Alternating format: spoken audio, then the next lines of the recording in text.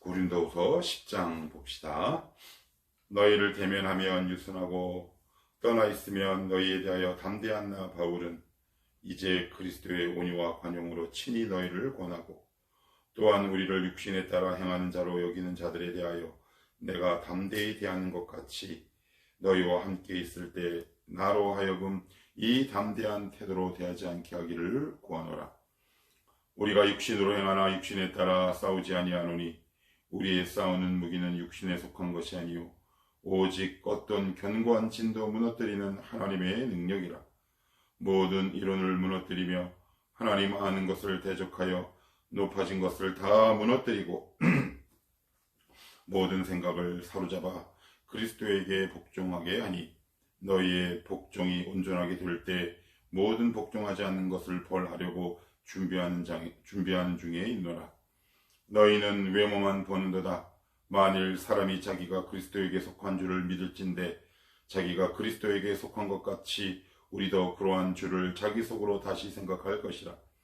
주께서 주신 권세는 너희를 무너뜨리려고 하신 것이 아니요 세우려고 하신 것이니 내가 이에 대하여 지나치게 자랑하여도 부끄럽지 아니하리라.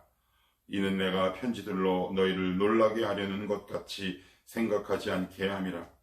그들의 말이 그의 편지들은 무게가 있고 힘이 있으나 그가 몸으로 대할 때는 약하고 그 말도 시원하지 않다 하니 이런 사람은 우리가 떠나 있을 때 편지들로 말하는 것과 함께 있을 때 행하는 일이 같은 것임을 알지라. 우리는 자기를 칭찬하는 어떤 자와 더불어 감히 짝하며 비교할 수 없노라. 그러나 그들이 자기로서 자기를 헤아리고 자기로서 자기를 비교하니 지혜가 없도다. 그러나 우리는 분수 이상의 자랑을 하지 않고 오직 하나님이 우리에게 나누어 주신 그 범위의 한계를 따라 하노니 곧 너희에게까지 이른 것이라. 우리가 너희에게 미치지 못할 자로서 스스로 지나쳐 나아간 것이 아니요 그리스도의 복음으로 너희에게까지 이른 것이라. 우리는 남의 수고를 가지고 분수 이상의 자랑을 하는 것이 아니라 오직 너희 믿음이 자랄수록 우리의 규범을 따라 너희 가운데에서 더욱 풍성하여지기를 바라노라. 이는 남의 규범으로 이루어 놓은 것으로 자랑하지 아니하고 너희 지역을 넘어 복음을 전하려 함이라. 자랑하는 자는 주 안에서 자랑할지니라. 옳다 인정함을 받는 자는 자기를 칭찬하는 자가 아니요 오직 주께서 칭찬하시는 자시니라. 아멘. 고린도후서 10장은 바울의 사도직 변호, 요즘 계속 나옵니다. 사도직 변호. 이 말인즉슨 그만큼 고린도 교회 교인들이 사도 바울의 사도권을 인정하지 않았다라는 반증이겠죠. 그것으로 끝나는 것이 아니라 바울의 사도권을 인정하지 않으면 바울이 전한 편지, 바울이 하는 설교, 즉 예수 그리스도의 복음, 십자가가 그들에게 제대로 전해지지 않기 때문에 굉장히 위험한 상황이라고 느껴질 수 있어요. 그러니 사도 바울은 자기 때문에 아니라 자기가 사도임을 알아줘라, 나 목사임을 알아줘라, 그런 의미가 아니라 복음 때문에 반복해서 사도권을 변호하고 있어요. 이 말은 반대로 얘기하면 고린도 교회 교인들은 사도 바울의 사도권을 인정하는 것이 어디에 달려있냐면 외모에 달려있는 거죠. 여기서 외모라 하면 외형적인 모든 것들을 다 상징한다고 볼 수 있어요. 첫째, 외모가 그렇고요. 우리가 말하는 그죠. 잘생겼네, 못생겼네 하는 외모가 그렇고요. 그리고 사도 바울이 하는 설교가 그래요. 사도 바울은 그 당시 헬라 철학에서 굉장히 사용되던 수사학이라는 학문이 있어요. 일종의 웅변술이죠. 왜 웅변술을 배우느냐 하면 그때는 광장문화란 말이에요. 광장문화. 광장문화라는 게 뭐냐면 유럽 같은 경우에는 광장을 중심으로 마을이 구성되어 있어요. 그래서 장방형으로 이렇게 뻗어 있단 말이죠. 그러니까 광장 문화가 발달했다는 것은 그만큼 말하는 문화가 발달되어 있다, 이렇게 보시면 될 것 같아요. 그 광장에서 뭐 하느냐? 연설을 하는 거죠. 근데 그냥 연설을 하는 것이 아니라 수사학을 배워요. 일종의 웅변술이라고 말씀을 드렸어요. 그러니 그런 문화에 익숙해 있던 고린도 교회 교인들의 입장에서는 사도 바울이 편지를 쓸 때는 뭔가 힘이 있고 오늘 나오는 것처럼, 그리고 세련돼 보이기는 하는데 막상 직접 와서 설교를 할 때 들어보니까 수사학을 제대로 배운 적도 없어 보이는 거죠.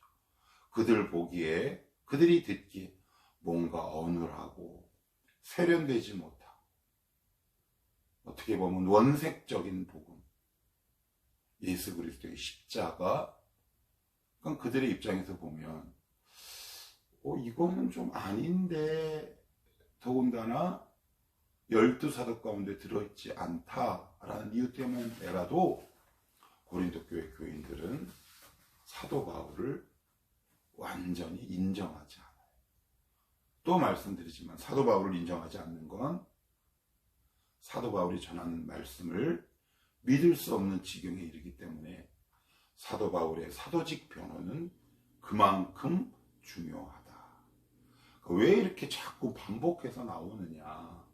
고린도전서, 고린도후서에 그만큼 고린도 교회 교인들이 사도 바울을 인정하지 않았고, 반대로 사도 바울의 입장에서는 사도권이 온전히 인정되기 이전에는 그들에게 전한 복음이 온전히 열매 맺을 수 없음을 알기에 복음 때문에라도 사도직을 반복해서 변호할 수밖에 없다.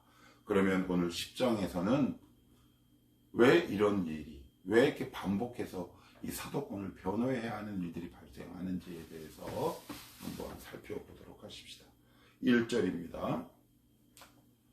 너희를 대면하면 유순하고 떠나 있으면 너희에게 대하여 담대한 나 바울은 이제 그리스도의 온유와 간용으로 친히 너희를 권하고. 개역 개정이나 한글 보면 조금 어렵습니다. 이제 영어 성경이나 주석을 보시면 이제 1절은 이런 얘기예요. 아마 고린도 교회 교인들 사이에 이런 얘기가 떠돌았던 것 같아요. 쉽게 얘기하면 사도 바울은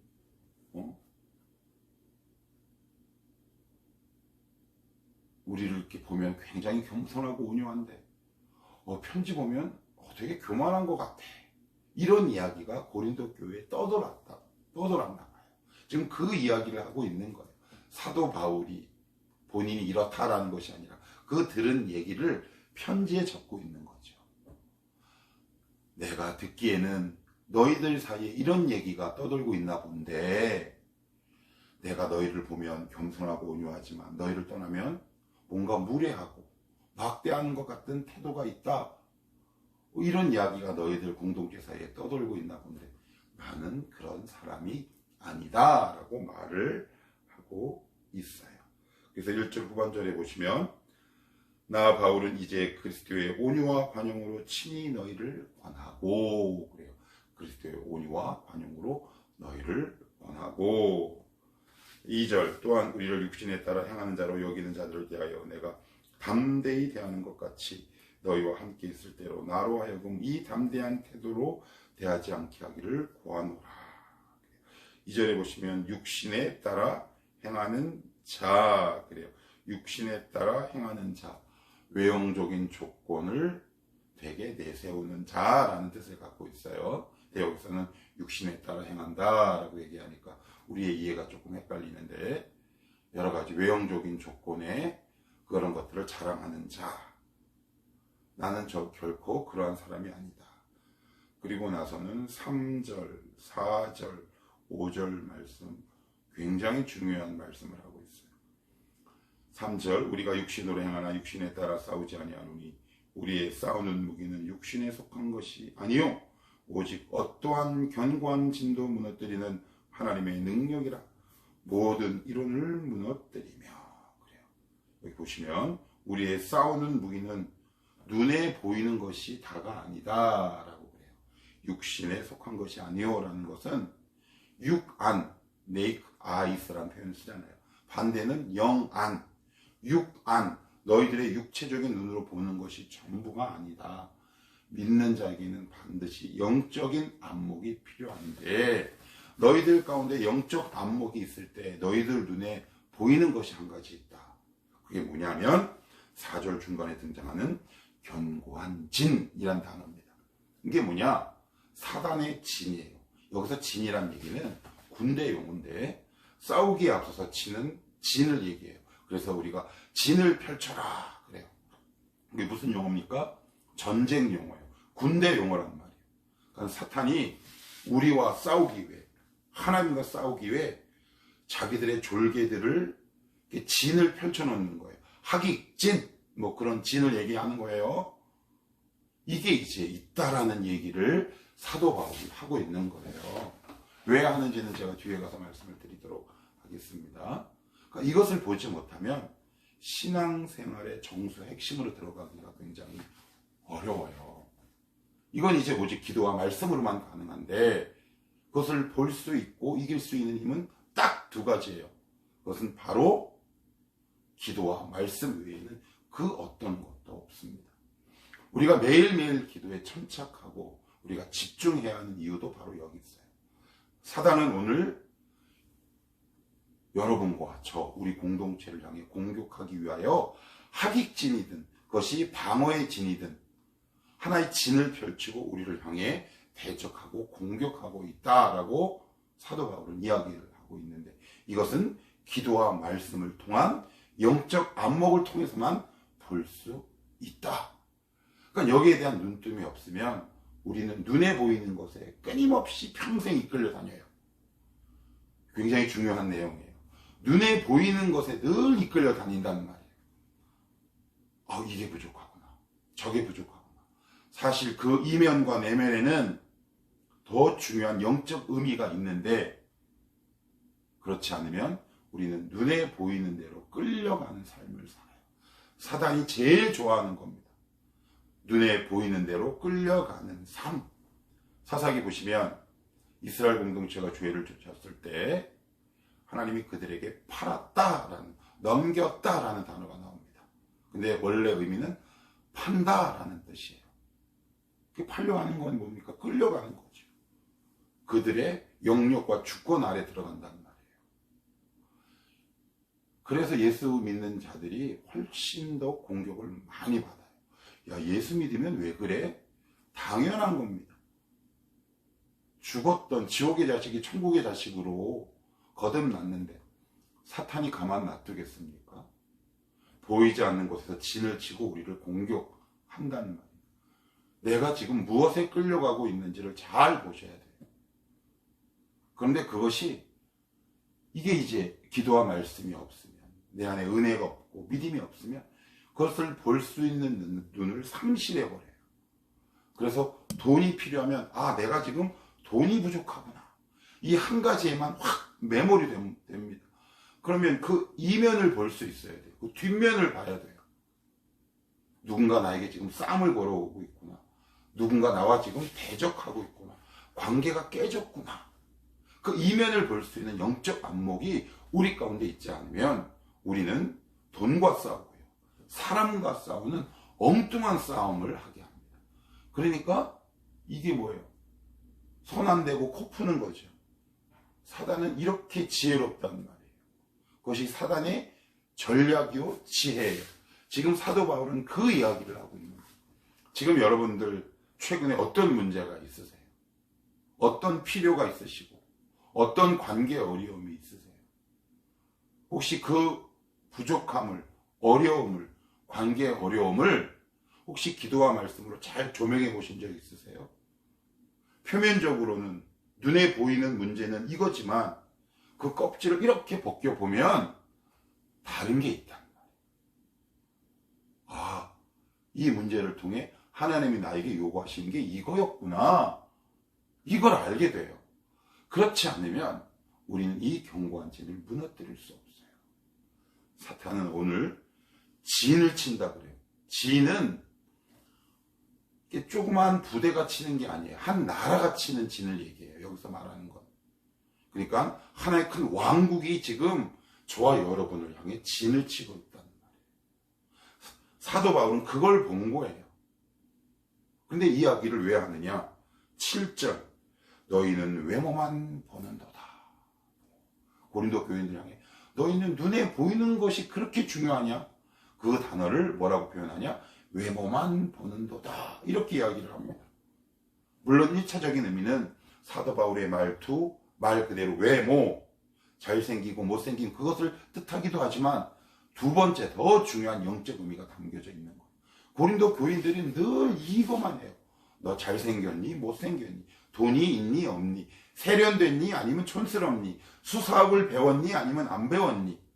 그 차원으로 사람을 평가하다 보니까 그 이면에 있는 사단의 견고한 진이 딱 도사리고 있는 것을 고린도 교인들이 볼 수 없었던 거죠. 그러니 그 사단의 견고한 진을 본 사도 바울의 입장에서는 고린도 교인들을 따끔하게 혼내지 않을 수 없는 거예요. 그래서 뭐라고 얘기하느냐? 7절 다시 볼게요. 너희는 외모만 보는도다. 그래요. 그래서 4절, 5절에 이 견고한 진이라는 단어가 앞에 등장하는 거죠. 이게 갑자기 등장한 게 아니에요. 고린도 교인들은 늘 눈에 보이는 것으로 사람을 판단한 거예요. 눈에 보이는 것만으로 이 세상을 살아가는 거죠. 그러니까 믿음이 있다 하나 한편으로는 참 부족한 사람들이죠. 예수 믿어도 그러한 사람들이 여전히 우리 가운데 있고 존재합니다. 때로는 저도 그러한 함정에 빠지는 경우도 있고요. 저와 여러분도 그러한 함정에 빠지는 경우가 있잖아요. 그런데 오늘 사도 바울은 그 이면을 바라 너머의 것을 볼 수 있어야 한다. 여리고가 확 무너집니다. 무엇으로 무너집니까? 믿음으로 무너지죠. 은혜로 무너집니다. 돈 건 그냥 요식행위입니다. 하나님이 무너뜨리신 거죠. 40년의 연단의 결과 그들에게는 이면을 보는 영적 안목이 생겼어요. 여러분들도 이런 영적 안목이 생기기를 축복해요. 그래야 지혜로울 수 있어요. 또한 지혜로워야 그 영적 안목을 생기기도 하고요. 조금만 더 자세히 봅시다. 4절, 우리의 싸우는 무기는 육신에 속한 것이 아니요 오직 어떠한 견고한 진도 무너뜨리는 하나님의 능력이라. 그래요.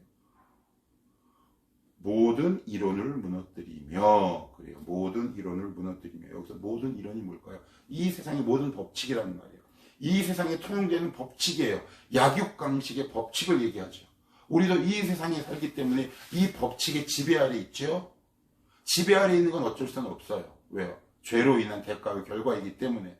그런데 그리스도인은 약육강식의 법칙 아래 살고 있지만 거기에 휩쓸려 살 수는 없는 거죠. 왜요? 우리에게는 복음이라는 힘이 있기 때문에, 기도와 말씀이라는 무기가 있기 때문에 그래요. 그리고 나서 5절, 하나님 아는 것을 대적하여 높아진 것을 다 무너뜨리고. 그래요. 높아진 것을 다 무너뜨리고. 하나님 아는 것을 대적하는 거죠. 이게 무슨 말입니까? 하나님을 잘 모르면 우리는 견고한 진이 뭔지 잘 몰라요. 하나님과 날마다 매일 가까이 가는 사람에게 하나님이 보여주시는 은혜와 선물이 바로 사단의 견고한 진을 보게 하는 거죠. 내 인생이 왜 실패했는지를, 내 인생이 왜 이렇게 답답한 인생인가를, 우리의 가정의 문제가 뭔지를 바로 우리 안에 기도와 말씀으로 가득 차 있을 때 보이게 하시는 거예요. 육체적인 육 안으로는 도저히 볼 수 없어요. 그래서 우리에게 믿음이 필요한 것이고 은혜가 필요한 거죠. 그래서 우리에게 기도와 말씀이 필요한 거예요. 그렇지 않으면 여러분들은 눈에 보이는 것에 끌려다닙니다. 이게 이제 피곤해요. 자주적인 인생을 살아갈 수 없죠. 하나님에 의해 끌려가는 인생이 아니라 뭔가 악한 영에 의해 계속 끌려다니는 인생을 살아가요. 근데 그것이 행복인 줄 알죠. 그렇게 알면 그렇게 살아야죠. 5절 볼게요. 하나님 아닌 것을 대적하여 높아진 것을 다 무너뜨리고 모든 생각을 사로잡아 그리스도에게 복종하니. 복종이죠. 하나님 앞에, 예수님 앞에 복종하는 것. 복종하면 도입니다. 복종하는 자에게 주시는 하나님의 은혜의 선물이 바로 승리의 삶이거든요. 이 세상은 그리스도에게 복종하지 못하게 한단 말이에요. 하나님 말씀, 저 쉽게 얘기하면 그리스도에게 복종한다라는 말이 뭐예요? 말씀대로 살지 못하게 하는 거죠.